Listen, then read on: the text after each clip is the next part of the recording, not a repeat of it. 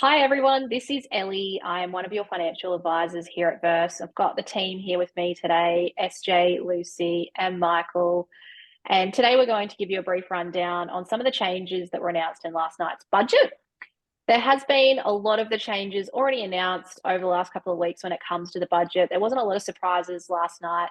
The big news headline this morning is the budget is back to surplus or a forecasted surplus for the first time in 15 years. It is a small surplus though. There are some forecasted deficits that will come along in the following financial years. So we'll wait and see how that all unfolds. A lot of revenue for the government's been received through greater personal tax. With low levels of unemployment, that's really added a lot of revenue to the coffers for the government. And also some of the royalties from key exports has also helped with the surplus this year. Some of the tax reform that we've seen announced in this budget is not necessarily going to impact individuals, but we're going to see an additional $3.3 billion from the tobacco excise. We're going to see $2.4 billion from the petroleum resource rent tax, which was something that was already sort of slated to happen, and $370 million on crackdowns for tax from multinationals. So there hasn't been any sort of big changes for our clients when it comes to taxes. We'll take you through what that means in a moment. Where that revenue is going, the key areas are really increasing the rate of bulk billing, $3.5 billion through Medicare. We're also seeing $3 billion for one-off energy bill discounts. That'll happen in conjunction with the states. And there's also been a significant clean energy package that's been announced, which is going to cost the government about $1 billion. Now, one of the things that I found really interesting in this budget was some of the metrics that have been used to determine what the forecast is going to look like for the next 12 months ahead. I think the rest of the team found that pretty interesting too. SJ, give us a bit of a rundown, if you can, please, on what Jim Chalmers has used to understand what the budget looks like for the next 12 months.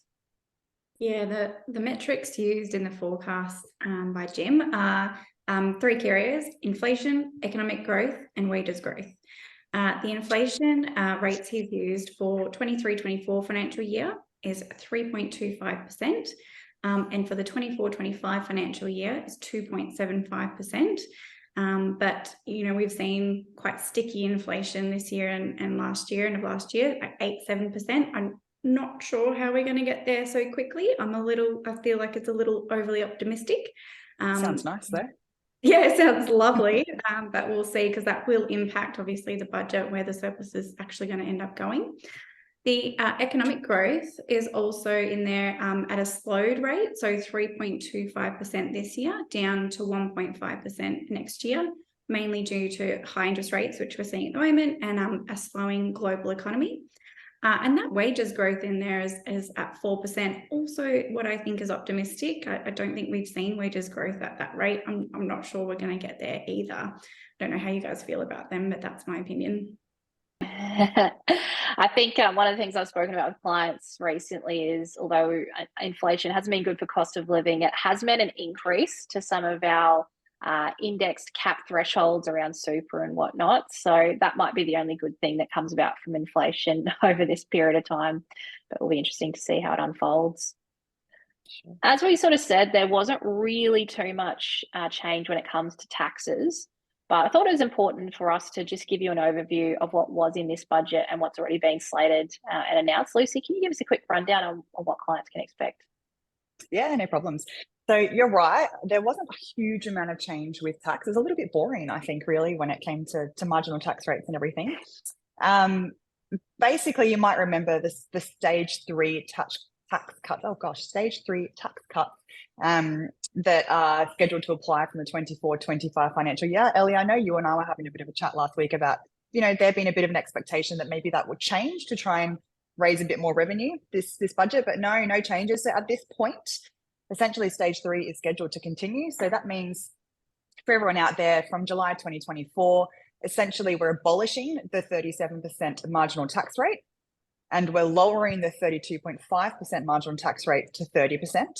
So essentially it means that anyone who's earning between $45,000 and $200,000, their tax rate will be 30%.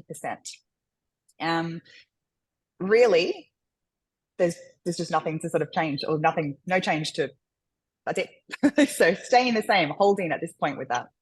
A few things, I guess, that I will point out. So you might remember we all had some pretty nice tax returns previously because there was something called limito. So essentially, previously you'd had a bit of a healthy tax return. If you're earning under 126,000, that was due to a low and middle income tax offset. That's not been extended this year, so we won't be getting that little cheeky bit back in our tax return. And really, the only other change was that for small businesses with a turnover of less than $10 million, there's going to be a reduced instant asset write-off. So that'll be reduced down to $20,000. But I think that's all I've really got to report in terms of tax, Ellie.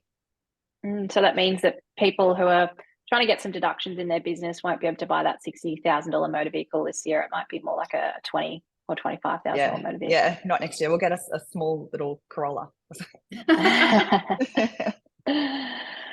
Now, one of the other areas that hasn't had any changes announced in the budget, but I think really meaningful for so many of our first clients, is childcare subsidy. And there are some changes that are already implemented. They're going to start on the 1st of July. And Michael, can you give us a rundown on what our clients can expect from those? Sure, Ali. So with the childcare subsidy, parents on high incomes will be rejoicing here because the threshold increased from 356,000 to 530,000 for a couple there. So the good part about that is getting that extra rebate back will encourage more people to go into work and I guess use less childcare, which will obviously be good for the economy, but also for individuals getting more of a subsidy back for their childcare means more money in their pocket. Yeah, great news. And more money is also going into the pocket of some people that are receiving Social Security, which is a win for them, trying to keep up with some of those cost of living pressures. SJ, can you give us a quick rundown on what's happening there? Yeah, so there's a few key areas here with Social Security that are improving. For about 1.1 million people that are on Job Seeker, Youth Allowance and Austudy, their payments are going up an extra $40 a fortnight. And job seekers are also benefiting in that if you have been sort of on Job Seeker, if you're over 60 and you've been on it for 9 months, you're getting an extra $92 a fortnight. That's actually now been extended. So if you're 55 and over, you'll qualify for that extra payment. The rent assistance is also increasing 15%. And the other winner in the Social Security area is single parent payments. So this will actually affect about 57,000 single parents, mainly women in this area, in this category. And what's going on here is that you'll be receiving sort of $922 a fortnight up until your youngest child turns 14. Previously, the cutoff there was that your youngest child would be 8. And then you would be sort of reduced to a lower payment of $745 from that point. So there's an extra 175, let's call it rounded, dollars a fortnight going into single parent payment budgets. And I think, SJ, there was also some increases to rental assistance, which is going to be meaningful for those people on Social Security. Part of, I think, government's looking at cost of living pressures and the housing crisis. And one of the other areas that they're looking at with the housing crisis is trying to help more people get into their first home. They've made a couple of changes to the criteria there on the first home guarantee. Michael, what has happened there? Yeah, so the first home buyer guarantee has been around for a few years, and it's meant that you're able to get into a house with a deposit of only 5%, and the government will guarantee the rest of your deposit. So typically to get to 20% to avoid lenders' mortgage insurance. So that's still in place, but now they're extending the criteria so that you don't just have to buy by yourself or with a spouse, but you can buy with siblings or friends. So it just gives a lot more flexibility to people, and also increasing the criteria so that if you haven't owned a house in the last 10 years, you can also have access to the scheme again.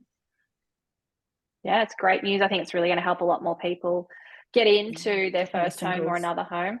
Yeah, absolutely. And part of, I think, people experiencing this housing crisis at the moment is the availability of stock just isn't there, but also the pressure to get into their first home is quite difficult. And I know I've spoken about that with many of my clients in the past around whether it's themselves or family and friends. Last part to talk about with the budget, again, things that have already been announced, but it's our favourite topic here at Verse. It's super. We've covered it pretty extensively in one of our previous videos that we sent through. But Lucy, can you give us a rundown again on what's been previously announced, but also things we can expect from the 1st of July this year? So as we did speak about in our last update, so you guys might all remember from our superannuation, I guess, chat, the government has made that move to tax investment earnings from superannuation balances over $3 million. So we're taxing that at 30% rather than the current 15% that we are being taxed currently on balances over $3 million. That won't be starting until July 2025. And you might remember the reason that they're doing that is just to make sure people are saving for their retirement and not just sort of using it there as a tax saving vehicle.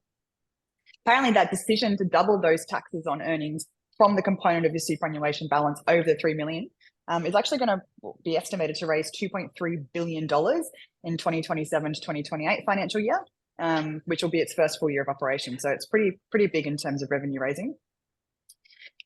With superannuation, in terms of some other changes that have come up, we had heard about this one a little bit earlier as well, but businesses actually will now be required to pay the superannuation guarantee that you are receiving, which is confirmed to be changing from the 10.5% per annum you're currently receiving up to the 11% from July 1. So business is actually going to be required to pay the superannuation contributions every time you get paid. So if you get paid weekly, you'll get your super paid weekly. If you get paid monthly, etc. Whereas currently, so it's not going to happen quarterly at the moment anymore, Luce. It's all going to be So it's currently quarterly. So employers are only required to pay quarterly, but they'll match it to your pay rate. Good news, I suppose, in a sense, that just means that we are going to, see that dollar cost averaging approach happen a lot more frequently. Which, if you're a client averse, you've probably heard lots about dollar cost averaging. But in terms of, I guess, the rules, they only come into force in 3 years. So starting from 1 July 2026. It's a pretty big change. The ATO needs to prepare for it. Employers need to prepare for it. So we won't be seeing that until 2026.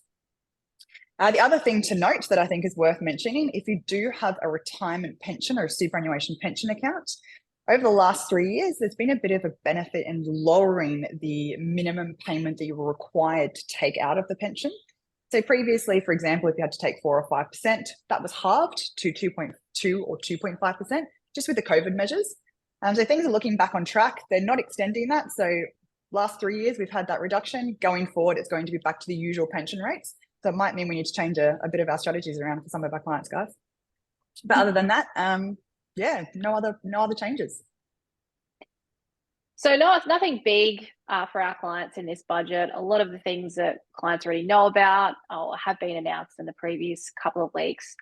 Of course, if there was anything that was specifically going to impact your strategy, we'd absolutely be in touch to make sure that you're across it. I think the main one that you mentioned there, Lucy, was just the pension payments and them going back up to the full amount again from the 1st of July. But nothing, I think, that's going to be hugely groundbreaking in this budget.